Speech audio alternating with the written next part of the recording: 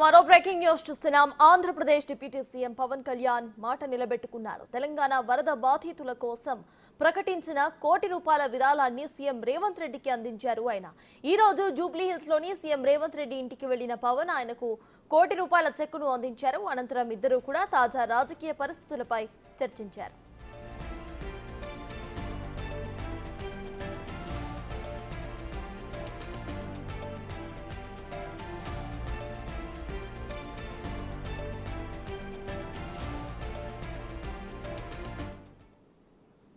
Andhra Pradesh deputy CM Pawan Kalyan మాట నిలబెట్టుకున్నారు. తెలంగాణ వరద బాధితుల కోసం ప్రకటించిన ₹1,00,00,000 విరాళాన్ని అటు సీఎం రేవంత్ రెడ్డికి అందించారు పవన్ కళ్యాణ్.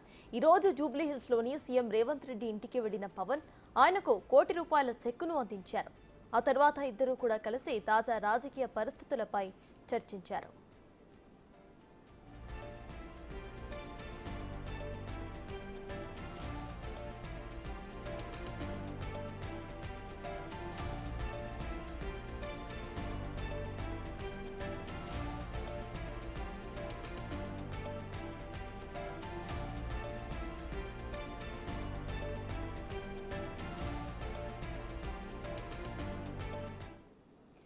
ఇదే అంశంపై పూర్తి డీటెయిల్స్ మా డిప్యూటీ బ్యూరో చీఫ్ సాదిక్ అందిస్తారు. రైట్ సర్తాజ్ ముఖ్యమంత్రి రేవంత్ రెడ్డికి పవన్ కళ్యాణ్ కలవడం జరిగింది. నివాసంలో కలిసిన సందర్భంలో ఇటీవల భారీ వర్షాల కారణంగా నష్టపోయినటువంటి రైతులకు అదేవిధంగా రాష్ట్ర పరిస్థితుల పైన కూడా ముఖ్యమంత్రి రేవంత్ రెడ్డి అయితే పవన్ కళ్యాణ్ కు మాట్లాడడం జరిగింది. రాష్ట్రంలో ఉన్నటువంటి వరద పరిస్థితులు కానీ లేకపోతే ఇక్కడ సహాయ చర్యలు అన్ని కూడా వాకప్ చేయడం జరిగింది. సో దీనిపైన ముఖ్యమంత్రి రేవంత్ రెడ్డి కూడా ప్రభుత్వం పూర్తి స్థాయిలో కూడా అయితే దృష్టి పెట్టిందని చెప్తా ఉన్నారు. సో అందుకోసం ముఖ్యమంత్రి సహాయ నిధి కోసం ₹1,00,00,000 విరాళం ప్రకటించారు పవన్ కళ్యాణ్. సీఎం ఈ మేరకు చెక్కును కూడా అందజేయడం జరిగింది.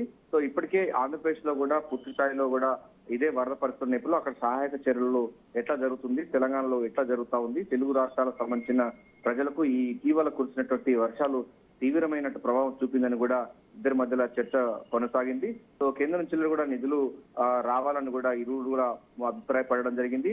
సో ముఖ్యమంత్రి సహాయ నిధి కోసం పవన్ కళ్యాణ్ ₹1,00,00,000 విరాళం ప్రకటించడం అన్నది రాజకీయంగా ప్రాధాన్యత సంతరించుకుంది. ఎందుకంటే తెలుగు ప్రజలందరూ కూడా అన్యోన్యంగా ఉండాలి, ప్రకృతి విపత్తు వచ్చినప్పుడు పరస్పర సహకారం చేసుకోవాలని కూడా ఇరువురు మధ్యలో సంబంధించినటువంటి సంభాషణలో వచ్చినట్టుగా తెలుస్తా ఉంది.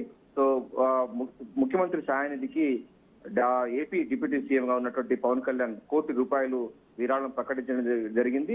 దీంతో పాటుగా ముఖ్యమంత్రి సహాయ నిధికి తెలంగాణ ముఖ్యమంత్రి సహాయ నిధికి విరాళ రూపంలో చాలా వరకు వస్తుంది. సో ఆపన్న హస్తం అందించేందుకు గాను అదేవిధంగా నిర్భాగ్యులకు వరద బాధితులకు సహాయం సహకారాలు అందించాలని కూడా ముఖ్యమంత్రి సహాయ నిధికి అయితే చెక్కులైతే విరళంగా వస్తున్నటువంటి పరిస్థితి కనబడుతుంది. తాజాగా ఉప ముఖ్యమంత్రి ఏపీ పవన్ కళ్యాణ్ కూడా ముఖ్యమంత్రితో భేటీ కావడం, అదేవిధంగా వరద పరిస్థితిని సమీక్షించడం, ఆ తర్వాత ₹1,00,00,000 కూడా విరాళం ప్రకటించడం అన్నది ఆహ్వానించదగ్గ విషయమని కూడా తెలంగాణ ప్రజలైతే అనుకుంటున్నారు. సత్తా. Right, thank you Sadiq.